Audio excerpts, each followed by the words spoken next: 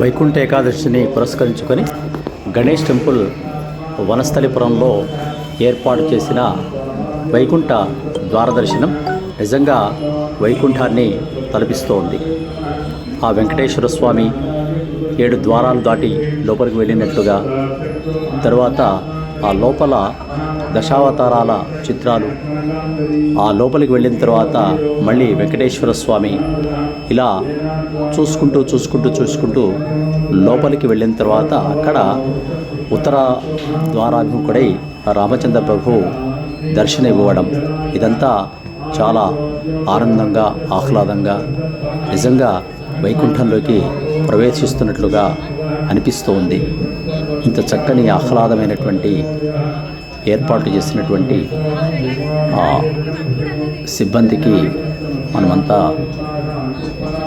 శుభం కలగాలని ప్రార్థిస్తాం.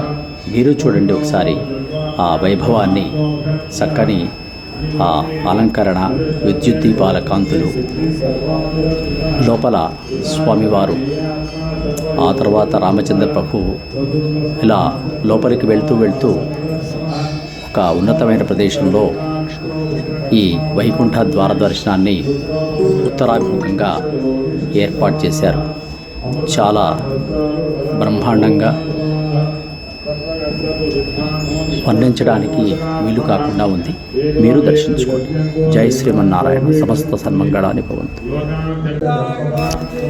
ఇక్కడే స్వామివారు ఉత్తరాభిముఖుడై సమస్త అలంకారాలతో చక్కగా అర్చక స్వాముల యొక్క పూజలు అందుకుంటూ ఉన్నారు.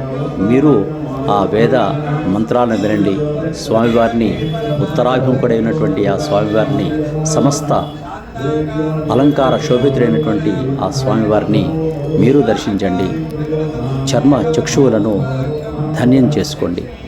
సమస్త సన్మంగళాని భవంతు. శుభం భూయాత్.